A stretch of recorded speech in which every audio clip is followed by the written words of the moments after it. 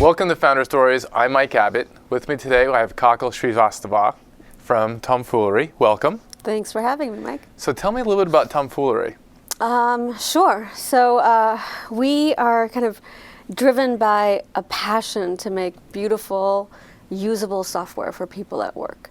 When you think about business software, you think about something that's gray and it has like beveled icons and generally ugly, hard to figure out, buggy.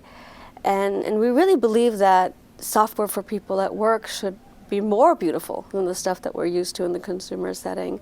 So we're building social software for people at work. Fantastic. Now, when we first met, you were considering different kind of larger companies. I mean, you had spent time at Yahoo in different places, and now you've started your own company, and and give a ways to go, but some early success. Tell us about that transition from a big company to starting a company on your own. Yeah, that's a great question. So I stayed at big companies for a long time because I felt like, to be an entrepreneur, I had to learn a lot of things that you learn at big companies, launching products, scaling teams, all of this stuff. And what I realized when I started my company was that 95% of everything I had learned previously was irrelevant.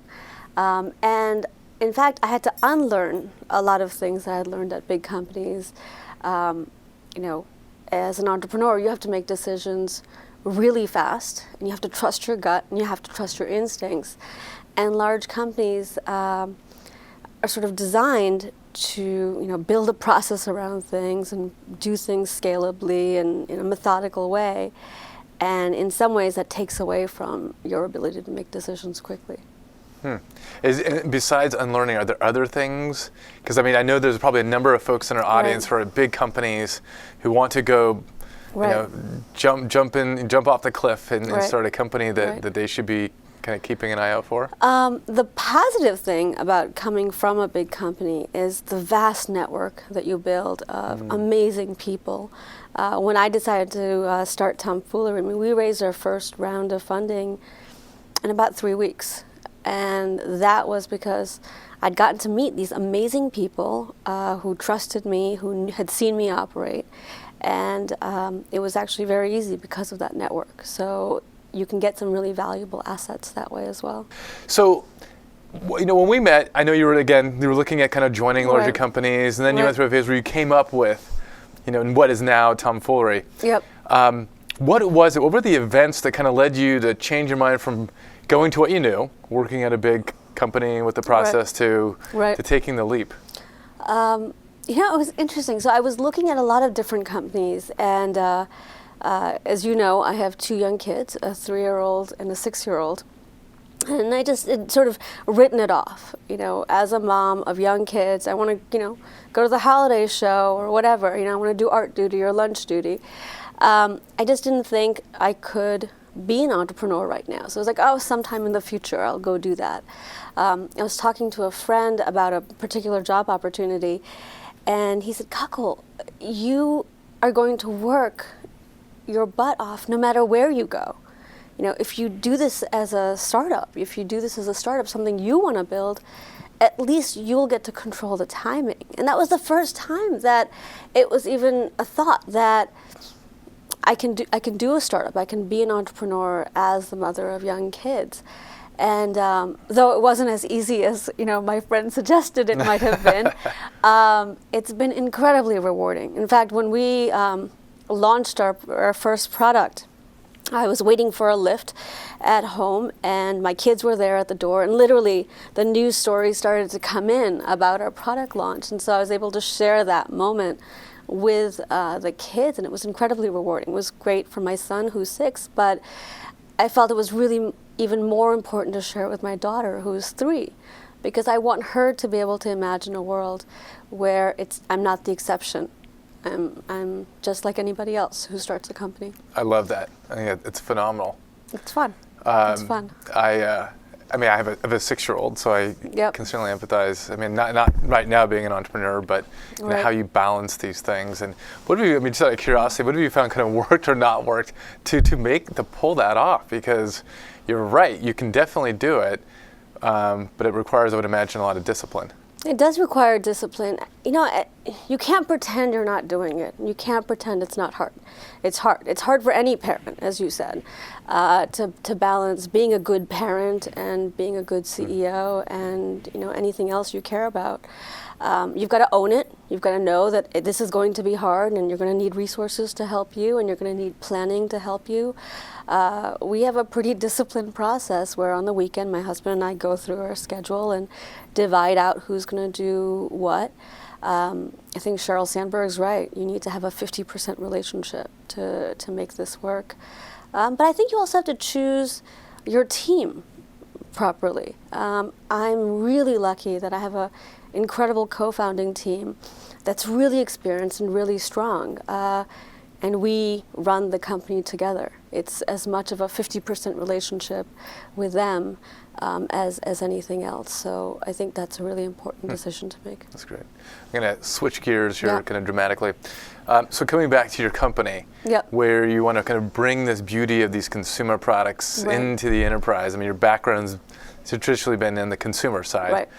What have you found kind of work and not work as you've tried to take, you know, a beautiful experience into a company that's, let's say, not used to say the most aesthetic products? No, that's great. You know, I think one of the hardest things to deal with was when you're like building a social product that allows people to really connect with each other and be transparent.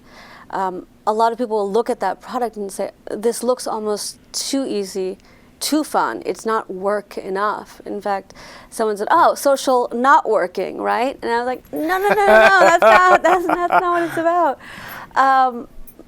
But on the other hand, what is rewarding is when users write to you and they want new features and they want this and they want that. But the reason they want all of those things is because they love the product that you've built. And they just want more of it. They want more features. They want to be able to do more things in their work life with it, and it's incredibly rewarding. Do you think what's triggered this kind of consumerization of IT these last couple of years? I think it's mobile devices, and that's why, you know, our tack of building mobile first. We build web experiences as well. I think is really important. When people choose their own devices and bring them into work, it's their device. They've got their personal apps on it and they've got their work apps on it. And you all immediately get to see what a big difference there is between the two of them. And then these mobile devices aren't just personal devices, they're work devices. You get a lot of work done on them. And what we're seeing right now is very much the beginning. I mean, there is so much innovation still to happen in this space. I can't wait. Yeah, I think that's right. I'm just reflecting on a comment you made earlier about balancing with the family and kind of building your culture and hiring around that. Right. I'm just thinking more that's actually kind of a striking comment. Can you kind of share with us more, like, what does that mean? Like, how did you filter for certain types of people, or what is that? How did you embody that? You know, the only way to really build a startup, you know, you've got nothing. You don't have a track record. You don't have a product, you don't have revenue, you don't have anything except a dream and a passion to change something.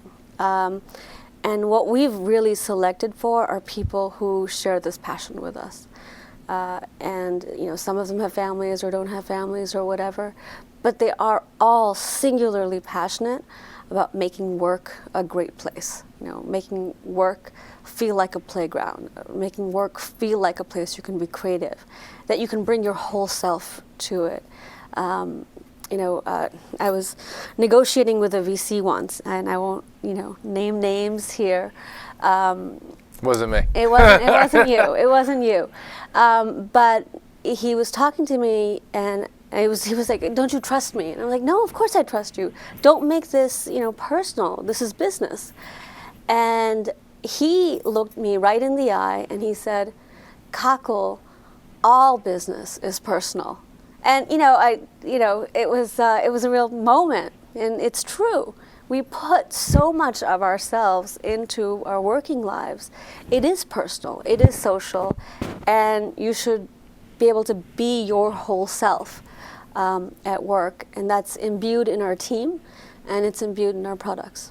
I love that. It's very, very true. Yeah. I think, in particularly in this valley where we we all invest so much in what we do.